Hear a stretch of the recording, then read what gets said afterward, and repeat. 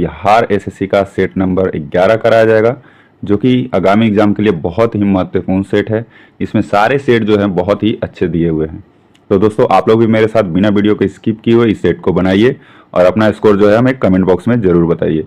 और अगर अभी तक आपने हमारे चैनल को सब्सक्राइब नहीं किया है, ठीक है, या जो भी हमारे न्यू सब्सक्राइबर है सब्सक्राइब जरूर कर ले और बेल आइकन को भी प्रेस कर ले। ठीक है दोस्तों, तो वीडियो अच्छी लगे तो अपने दोस्तों को भी शेयर करें।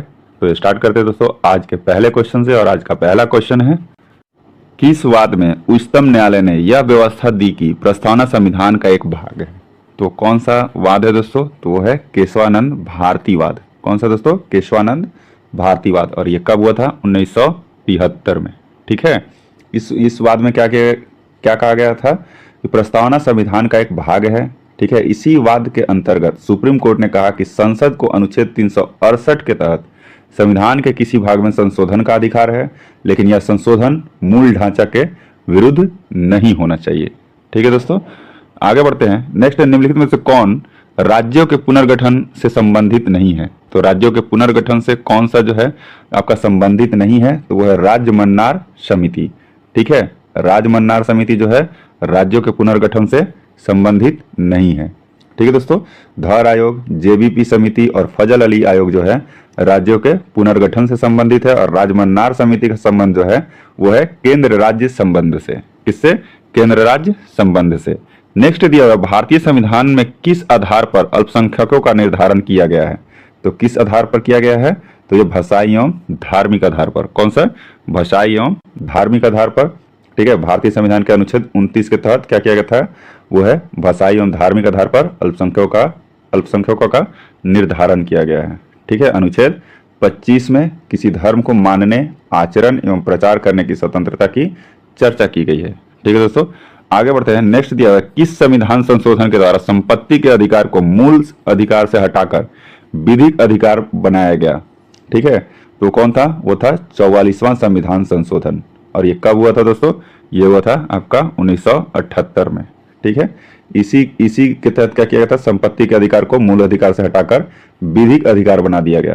ठीक है, ऑप्शन बी जो है हमारा क्या हो जाएगा? राइट आंसर हो जाएगा। नेक्स्ट है, किसी राज्य में अधिकतम कितने समयावधि तक राष्ट्रपति शासन लागू रह सकता है? तो कितने समयावधि तक राष्ट्रपति जो है शासन लागू रह सकता है? तो वह है अधिकतम 3 वर्ष तक। ठीक है दोस्तों, आगे बढ़ते हैं। राष्ट्रपति किसी मामले में सर्वोच्च न्यायालय से सलाह ले सकता है, इसका उल्लेख किस अनुच्छेद में है? तो इसका जो उल्लेख है तो वह है अनुच्छेद 143। ठीक है, इसके तहत क्या कर सकता है? राष्ट्रपति किसी मामले में सर्वोच्च न्यायालय से सलाह ले सकता है।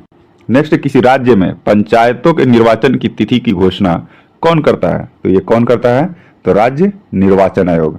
ठीक है, क्या करता है? राज्य निर्वाचन आयोग जो है अनुच्छेद कितना? 243 के तहत। ठीक है, ऑप्शन कौन सा हो जाएगा? बी जो हो जाएगा हमारा राइट आंसर हो जाएगा। नेक्स्ट है, निम्नलिखित में से कौन संघ सूची का विषय नहीं है? तो संघ सूची का इसमें से विषय जो है वो पुलिस जो है संघ सूची का विषय नहीं है। पुलिस किसका है? राज्य सूची का है। ठीक है, याद रखिए दोस्तों, राज्य सूची का विषय है। नेक्स्ट, प्लासी के युद्ध के बाद बंगाल में किसे नवाब के दरबार में अंग्रेज रेसिडेंट क्या है नियुक्त किया गया था? ठीक है, तो किसे नियुक्त किया गया था? तो ये था ल्यूक स्कार्पटन को। किसे? ल्यूक स्कार्पटन को क्या किया गया था? अंग्रेज रेसिडेंट नियुक्त किया गया। नेक्स्ट, अंग्रेजों द्वारा पेशवा प्रथा किस पेशवा के काल में समाप्त कर दी गई? तो किस पेशवा के काल में समाप्त कर दी गई थी? तो ये बाजीराव द्वितीय के काल में। ठीक है, तृतीय आंग्ल मराठा युद्ध कब हुआ था? 1817 से 18 के बीच में हुआ था। इसके बाद क्या हुआ था? पेशवा प्रथा को जो है समाप्त कर दिया गया था। उस समय पेशवा पद पर कौन थे? बाजीराव द्वितीय थे। ठीक है दोस्तों, आगे बढ़ते हैं। नेक्स्ट, किस अधिनियम द्वारा गवर्नर जनरल को मुख्य सेनापति तथा गवर्नर जनरल दोनों की शक्तियां प्रदान की गई? ठीक है, तो किस अधिनियम के द्वारा? तो वो था 1786 के अधिनियम के द्वारा। कौन सा था दोस्तों? 1786 के अधिनियम के द्वारा। नेक्स्ट दिया हुआ है, सूची 1 को सूची 2 से का सही मिलान करें। ठीक है, सूची 1 को सूची 2 के साथ सही मिलान करना है। एक तरफ दिया हुआ है संस्था और दूसरे तरफ क्या दिया हुआ है? संस्थापक।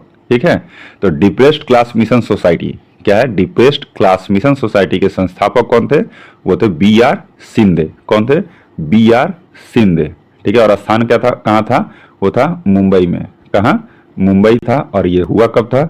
1906 में। ये भी याद रखिएगा दोस्तों, दूसरा है all India depressed class association. क्या है? All India depressed class association, जिसके संस्थापक कौन थे? वो थे महात्मा गांधी। कौन थे? महात्मा गांधी। और ये कब किया था इन्होंने?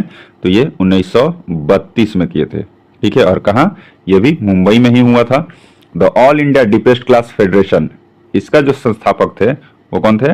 वो थे आपके डॉक्टर भीमराव अंबेडकर। जो कब हुआ था? 1920 में किया गया था इसका संस्थापना। सत्य शोधक समाज, ठीक है, जो कि ज्योतिबा फुले द्वारा किया गया था। ठीक है, और इसका जो ये किया गया था, स्थापना वर्ष क्या था सत्य शोधक समाज का? तो ये 1873 में किया गया था।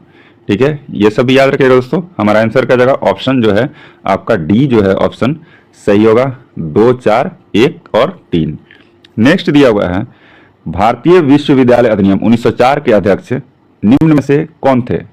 तो निम्न में से कौन थे? वो थे सर थॉमस रैले। कौन थे? सर थॉमस रैले जो थे। लॉर्ड कर्जन ने 1902 में सर थॉमस रैले की अध्यक्षता में एक विश्वविद्यालय आयोग का गठन किया था। ठीक है, तो कब किया था दोस्तों? 1902 में। ठीक है, आगे बढ़ते हैं। नेक्स्ट है न लगान न टैक्स अभियान। क्या है दोस्तों? न लगान न टैक्स अभियान सविनय अवज्ञा आंदोलन के दौरान कांग्रेस ने कहां चलाया था? तो कांग्रेस ने कहां चलाया था? तो ये संयुक्त प्रांत में चलाया था। ठीक है दोस्तों, आगे बढ़ते हैं। मंगल पांडे ने चर्बी वाले कारतूस के प्रयोग के विरोध में किसे अपनी गोली का शिकार बनाया? तो किसे अपने गोली का शिकार बनाया था? तो था सार्जेंट हेडसन को। किसने? सार्जेंट हेडसन को क्या किया था? इसने अपने गोली का शिकार बनाया था। 29 मार्च 1857 को चर्बी वाले कारतूस के विरोध में क्या किया था? सार्जेंट हेडसन को गोली मार दी।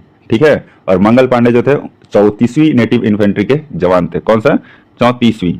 ये भी याद रखिएगा दोस्तों। नेक्स्ट दिया हुआ है निम्न में से किसकी रचना हर्ष ने नहीं की थी? तो हर्ष ने नहीं की थी, किसकी रचना जो थी हर्ष ने नहीं की थी? तो था हर्षचरित। हर्षचरित की रचना किसने की थी? वान भट्ट ने की थी। ठीक है, आगे बढ़ते हैं। भारत पर आक्रमण करने वाला प्रथम तुर्की मुसलमान कौन था? तो भारत में पर आक्रमण करने वाला प्रथम जो तुर्की मुसलमान था वो कौन था दोस्तों? वो था सुबुक्तगिन। ठीक है, कौन था?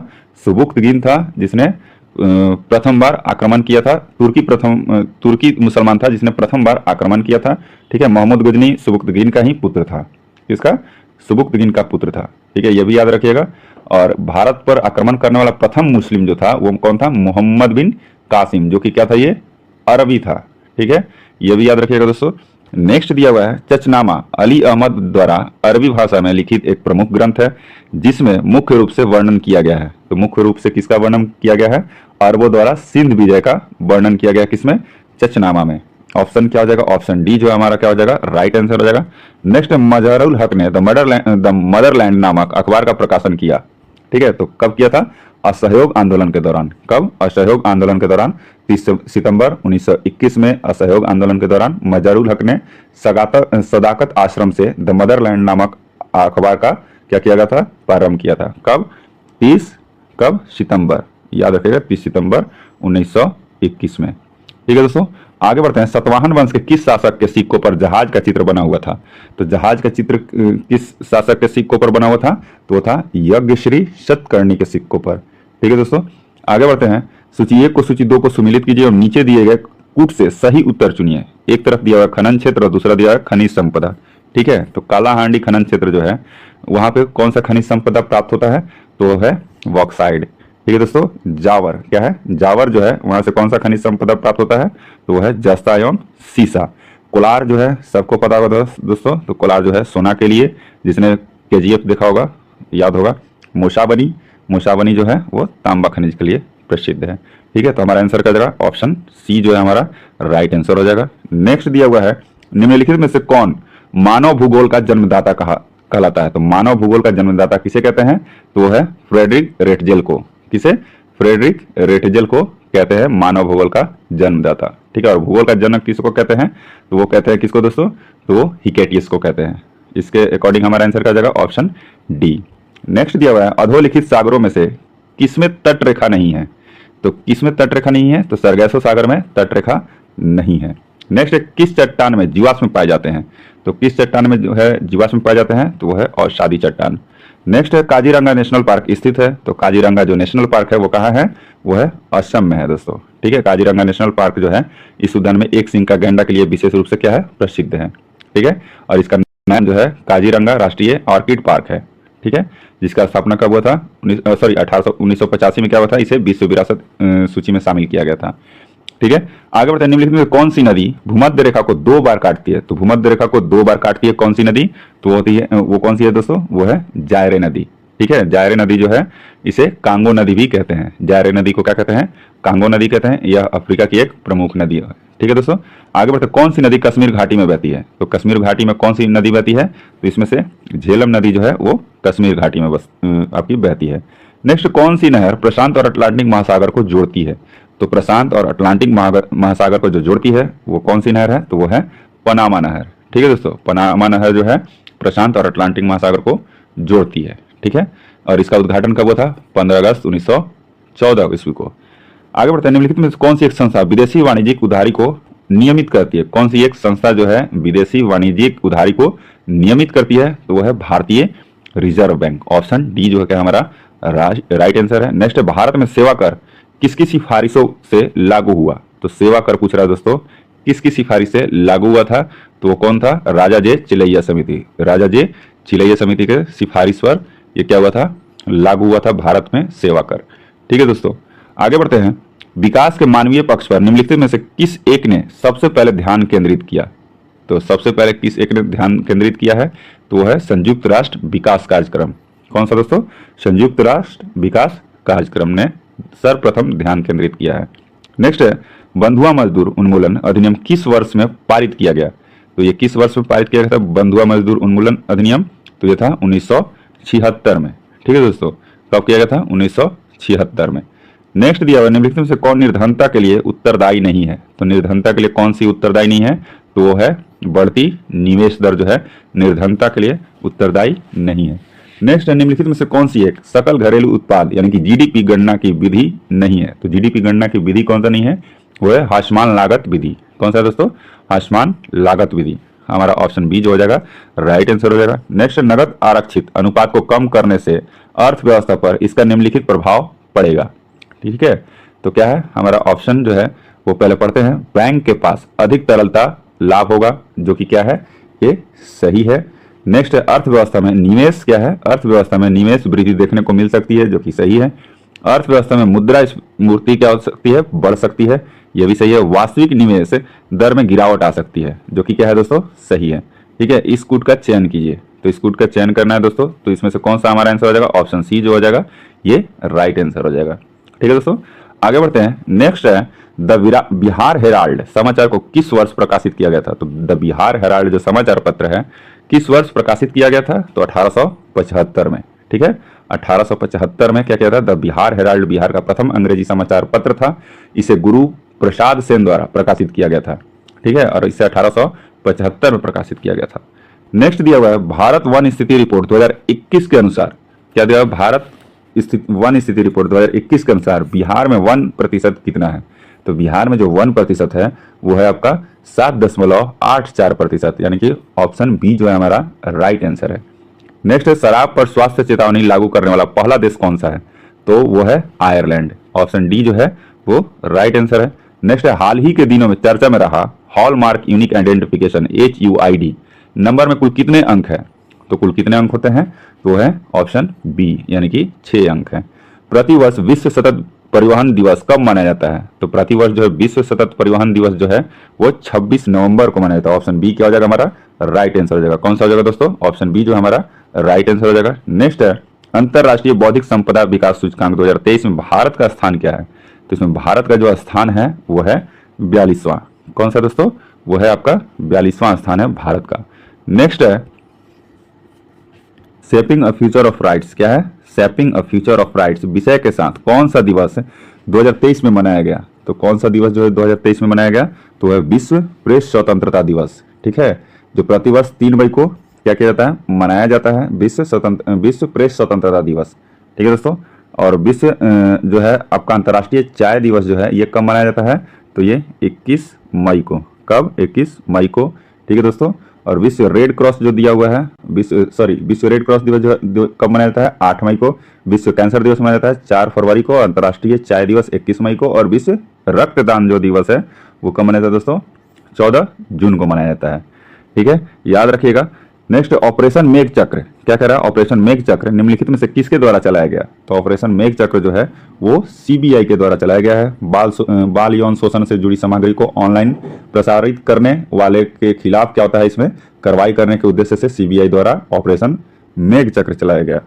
नेक्स्ट दिया हुआ है बजट 2023-24 के तहत शिक्षा पर कितना व्यय करने की योजना बनाई गई है? तो शिक्षा पर कितना व्यय करने की योजना जो है बनाई गई है? तो वह 1,12,899। ऑप्शन बी जो है हमारा राइट आंसर हो जाएगा। परिवहन पे कितना करने का ये किया गया है? तो वह 5,17,034 करोड़। कितना? 5,17,034 करोड़। रक्षा पे 4,32,720 करोड़। शिक्षा पे 1,12,899 करोड़। और ग्रामीण विकास पे कितना किया करने का? 2,38,204 करोड़ रुपए। ठीक है, आगे बढ़ते हैं दोस्तों। नेक्स्ट है टाइम पत्रिका सूची 2023 के तहत किस अभिनेता को शामिल किया गया है? तो किस अभिनेता को शामिल किया गया है? तो वह है शाहरुख खान को। ठीक है दोस्तों, आगे बढ़ते हैं। हाल ही में तारिक फतेह का निधन हो गया, उनका संबंध किस क्षेत्र से था? तो उनका जो संबंध था वो था लेखक के क्षेत्र से था। नेक्स्ट है केंद्र सरकार द्वारा कुनो राष्ट्रीय उद्यान में कितने दक्षिण अफ्रीकी चीतों को लाए जाने की योजना बनाई गई है? तो कितने चीतों को लाने की योजना बनाई गई है? तो वह है 12 चीतों को। ठीक है दोस्तों, आगे बढ़ते हैं। पहला वैश्विक बौद्ध शिखर सम्मेलन 2023 का आयोजन कहाँ किया गया? तो कहाँ किया गया है? तो ये नई दिल्ली में किया गया है।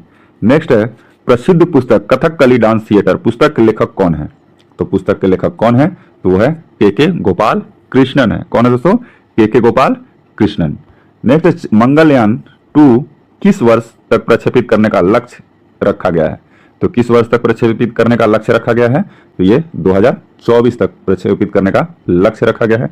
नेक्स्ट है ज्योति तीव्रता का एसआई इकाई क्या है? तो ज्योति तीव्रता का जो एसआई इकाई है वो कौन सा दोस्तों? वो है कैंडेला। नेक्स्ट दिया हुआ है निम्नलिखित में से कौन कारक रक्त जमाव के लिए आवश्यक है? तो रक्त जमाव के लिए जो आवश्यक है वो कौन सा कारक है? तो विटामिन के। कौन सा दोस्तों? विटामिन के, कैल्शियम तथा फाइब्रिनोजोन प्रोटीन। ठीक है, ऑप्शन ए जो हमारा क्या हो जाएगा? राइट आंसर हो जाएगा। ठीक है दोस्तों, आगे बढ़ते हैं। नेक्स्ट किस रोग में तांबा उत्तकों में जमा हो जाता है? ठीक है, किस रोग में तांबा उत्तकों में जमा हो जाता है? तो कौन सा रोग है दोस्तों? वो है विल्सन रोग में। ठीक है, विल्सन रोग जो है एक क्या है? दुर्लभ रोग है जो यकृत, मस्तिष्क और अन्य उत्तकों में तांबे धातु के अत्यधिक वृद्धि के कारण होता है। निम्न में से किस तरंगों को ऊष्मा तरंग भी कहते हैं? तो कौन सा तरंग है? तो है इंफ्रारेड तरंग। नेक्स्ट है नींबू में लिटिल लीफ रोग किसके कमी के कारण होता है? तो लिटिल लीफ जो रोग है वो तांबा के कमी के कारण होता है। नेक्स्ट है सूर्य के चारों ओर की गति है। सूर्य की चारों ओर की जो गति है वो है आवधिक गति, यानी कि पीरियोडिक आपका गति जो होता है वो क्या होता है? आपका समय के समान अंतराल में दोहराई जाती है। ठीक है, समय के समान अंतराल में दोहराई जाती है, उसको क्या कहते हैं? आवधिक गति कहते हैं। नेक्स्ट वह घटना जिसके द्वारा किसी सतह पर पड़ने वाले आपतित प्रकाश को वापस उसी माध्यम में भेजा जाता है कहलाता है। तो क्या कहलाता है? वह है परावर्तन कहलाता है। नेक्स्ट है आहार नाल में अंगों द्वारा स्रावित कौन सा रस वसा के पाचन में महत्वपूर्ण भूमिका निभाता है? तो वसा के पाचन में जो है महत्वपूर्ण भूमिका कौन निभाता है? तो पीत रस और अग्नाई रस जो होता है वो पाचन में महत्वपूर्ण भूमिका निभाता है। ऑप्शन बी क्या हो जाएगा हमारा? राइट आंसर हो जाएगा। नेक्स्ट पृथ्वी के किस बिंदु पर गुरुत्वाकर्षण नहीं है? तो गुरुत्वाकर्षण किस बिंदु पर नहीं है? तो है पृथ्वी के केंद्र पर। नेक्स्ट दिया हुआ है सिनेप्सिस अर्धसूत्री विभाजन की किस अवस्था में होता है? सिनेप्सिस जो है अर्धसूत्री विभाजन के किस अवस्था में होता है? तो होता है जाइगोटिन की अवस्था में। ठीक है, ऑप्शन बी जो हमारा क्या हो जाएगा? वो ऑप्शन सी जो है हमारा राइट आंसर हो जाएगा। नेक्स्ट है डीएनए फिंगरप्रिंटिंग के जनक कौन थे? तो डीएनए फिंगरप्रिंटिंग के जनक जो थे वो थे एलेक जेफरीज। कौन थे? एलेक जेफरीज जो थे वो डीएनए फिंगरप्रिंटिंग के जनक थे, यानी कि हमारा आंसर ऑप्शन ए हो जाएगा। नेक्स्ट है निम्नलिखित में से किसे पर्ल ऐश कहा जाता है? तो पर्ल ऐश जो है वो किसे कहते हैं? वो है पोटेशियम कार्बोनेट, यानी कि K2CO3। ठीक है, K2CO3 को क्या कहा जाता है? पर्ल ऐश भी कहा जाता है। ठीक है, नेक्स्ट है 1 लीटर पानी को 4 डिग्री सेल्सियस से 0 डिग्री सेल्सियस तक ठंडा करने पर इसका आयतन क्या होता है? बढ़ता है। ठीक है दोस्तों, नेक्स्ट है वॉशिंग सोडा के एक अणु में जल के कितने अणु होते हैं? तो जल के कितने अणु होते हैं? तो ये होते हैं 10। ठीक, कितने होते हैं दोस्तों? होते हैं 10 अणु होते हैं। नेक्स्ट है कपूर और अमोनियम क्लोराइड के संदर्भ में सही कथन का चयन करें। तो कपूर और अमोनियम क्लोराइड के संदर्भ में सही कथन जो है वो है ऑप्शन सी, दोनों उदरपातन से गुजरते हैं। क्या होते हैं? दोनों उदरपातन से गुजरते हैं। निम्नलिखित में से किस धातु को मोम में रखा जाता है? तो मोम में किसको रखा जाता है? तो वह है लिथियम को जो है मोम में रखा जाता है। नेक्स्ट है पावर ऑफ रीजनरेशन सबसे कम होता है। तो सबसे कम किसमें? मस्तिष्क की कोशिकाओं का। किसका? मस्तिष्क की कोशिकाओं का, यानी कि ऑप्शन ए जो है हमारा राइट आंसर हो जाएगा। नेक्स्ट, पौधों में ऑक्सिन हार्मोन की भूमिका है। तो पौधों में ऑक्सिन हार्मोन की आपका जो है भूमिका क्या है? तो होता है कोशिका विभाजन और बढ़ाव में। किसमें? कोशिका विभाजन और बढ़ाव में। ऑप्शन बी क्या हो जाएगा हमारा राइट आंसर हो जाएगा। नेक्स्ट, फूलों का कौन सा भाग विकसित होकर फल बनता है? तो फूलों का कौन सा भाग जो विकसित होकर फल बनता है? तो वो है आपका अंडाशय। ठीक है दोस्तों, आगे बढ़ते हैं। मनुष्य के उत्सर्जन तंत्र में कितने अंग होते हैं? तो कितने अंग होते हैं? तो ये 4 अंग होते हैं। नेक्स्ट दिया हुआ है आपका ब्लीचिंग पाउडर के निर्माण में उपयोगी पदार्थ है। तो ब्लीचिंग पाउडर के निर्माण में कौन सा उपयोगी पदार्थ है? तो ये आपका सूखा बुझा हुआ चूना और क्लोरीन। ठीक है, सूखा बुझा हुआ चूना और क्लोरीन। ऑप्शन बी जो हमारा क्या हो जाएगा? वो राइट आंसर हो जाएगा। नेक्स्ट है, आयनिक बंध के निर्माण के दौरान एक परमाणु से दूसरे परमाणु में स्थानांतरण होता है। तो क्या स्थानांतरण होता है? तो होता है इलेक्ट्रॉन जो है एक परमाणु से दूसरे परमाणु में स्थानांतरण होता है। नेक्स्ट है, निम्नलिखित में से कौन कार्बन का अपरूप नहीं है? तो कार्बन का अपरूप इसमें से बताना दोस्तों जो नहीं है, तो फ्लोरीन जो होता है आपका कार्बन का अपरूप नहीं होता है। ठीक है, फ्लोरीन क्या है? अलग तत्व है जिसका परमाणु क्रमांक क्या होता है? वो 9 होता है। नेक्स्ट दिया हुआ है, समानांतर प्रतिरोध वाले सर्किट का प्रभावी प्रतिरोध होता है। ठीक है, तो प्रभावी प्रतिरोध क्या होता है? तो होता है व्यक्तिगत प्रतिरोधों से कम। क्या होता है दोस्तों? व्यक्तिगत प्रतिरोधों से कम, यानी कि ऑप्शन ए जो हमारा राइट आंसर हो जाएगा।